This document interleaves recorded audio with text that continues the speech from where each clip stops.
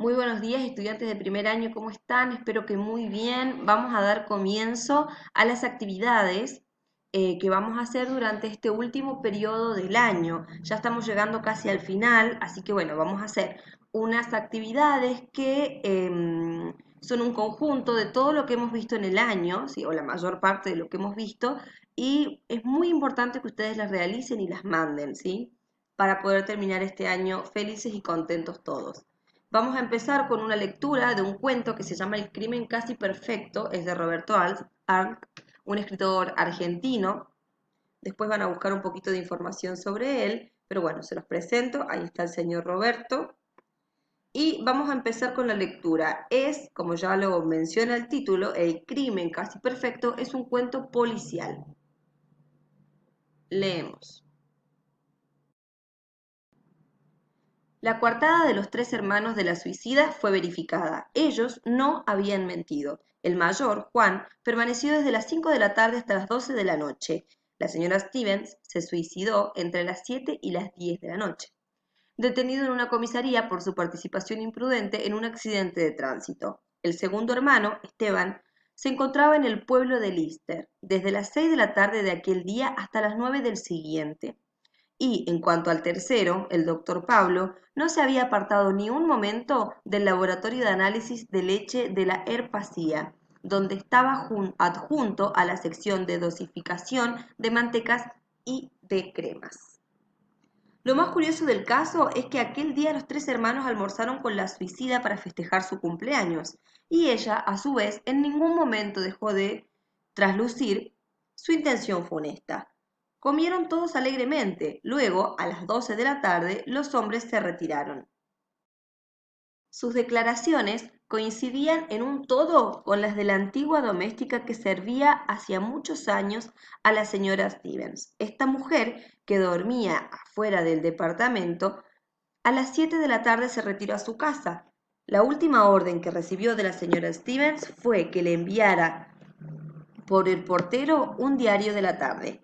La criada se marchó. A las 7:10 el portero le entregó a la señora Stevens el diario pedido y el proceso de acción de esta siguió antes de el proceso que ésta siguió antes de matarse se presume lógicamente así.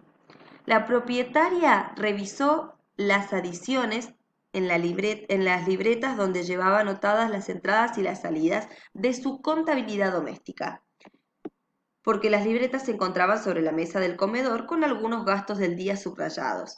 Luego se sirvió un vaso de agua con whisky y en esta mezcla arrojó aproximadamente medio gramo de cianuro de potasio. A continuación se puso a leer el diario, bebió el veneno y al sentirse morir trató de ponerse de pie y cayó sobre la alfombra. El periódico fue hallado entre sus dedos tremendamente contraídos. Tal era la primera hipótesis que se desprendía del conjunto de esas ordenadas pacíficamente en el interior del departamento, pero se puede apreciar, este proceso de suicidio está cargado de absurdos psicológicos. Ninguno de los funcionarios que intervinimos en la investigación podíamos aceptar congruentemente que la señora Stevens se hubiese suicidado. Sin embargo, únicamente Stevens podía haber echado el cianuro en el vaso. El whisky no contenía veneno. El agua que se agregó al whisky también era pura. Podía presumirse que el veneno había sido depositado en el fondo de las paredes de la copa, pero el vaso utilizado por la suicida había sido retirado de un anaquel donde se hallaba una docena de vasos del mismo estilo, de manera que el presunto asesino no podía saber si Stevens iba a utilizar este o aquel. La oficina policial de química nos informó que ninguno de los vasos contenía veneno.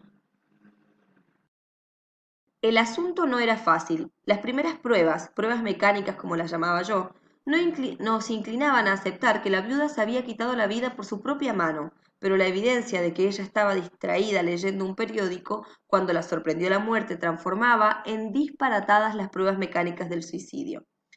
Tal era la situación técnica del caso cuando yo fui designado por mis superiores para continuar ocupándome de él. En cuanto a los informes de nuestro gabinete de análisis, no cabía duda. Únicamente en el vaso donde la señora Stevens había bebido se encontraba el veneno. El agua y el whisky de las botellas eran completamente inofensivos. Por otra parte, la declaración del portero era terminante. Nadie había visitado a la señora Stevens después de que él le alcanzó el periódico, de manera que si yo, después de algunas investigaciones superficiales, hubiera cerrado el sumario informando que de un suicidio comprobado, mis superiores no hubieran podido objetar palabra. Sin embargo, para mí cerrar el sumario significaba confesarme fracasado. La señora Stevens había sido asesinada y había un indicio que lo comprobaba. ¿Dónde se hallaba el envase que contenía el veneno antes de que ella lo arrojara en su bebida? Perdón.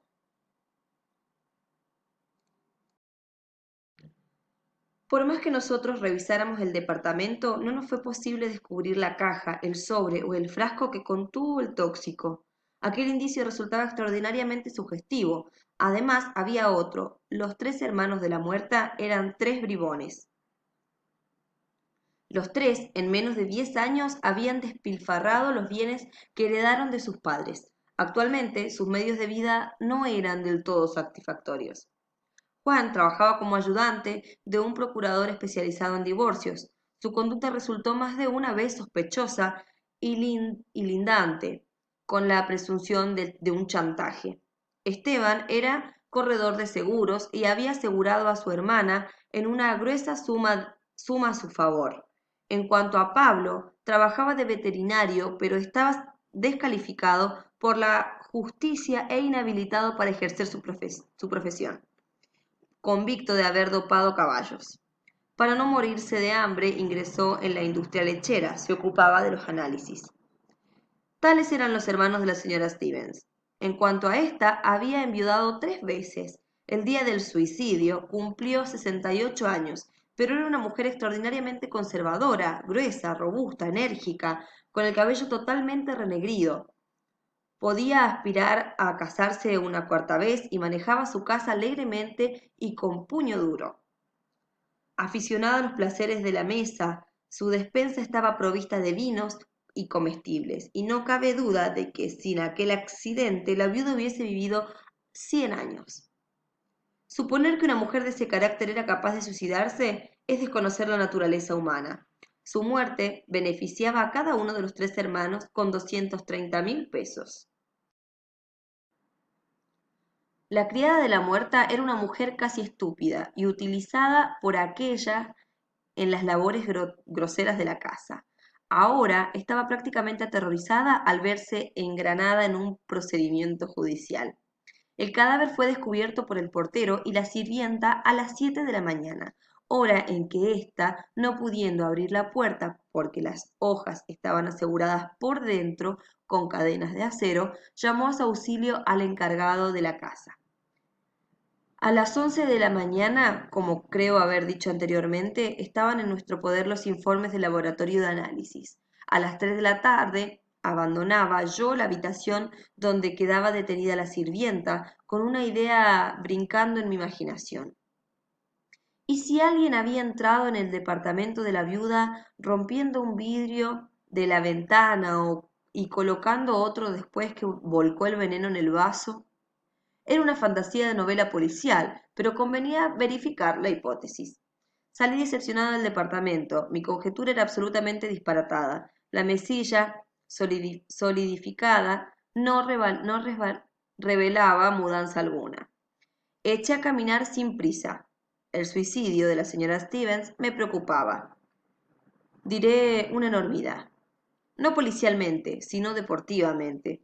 Yo estaba en presencia de un asesino sagacísimo, posiblemente uno de los tres hermanos que había utilizado un recurso simple y complicado, pero imposible de presumir en la nitidez de aquel vacío.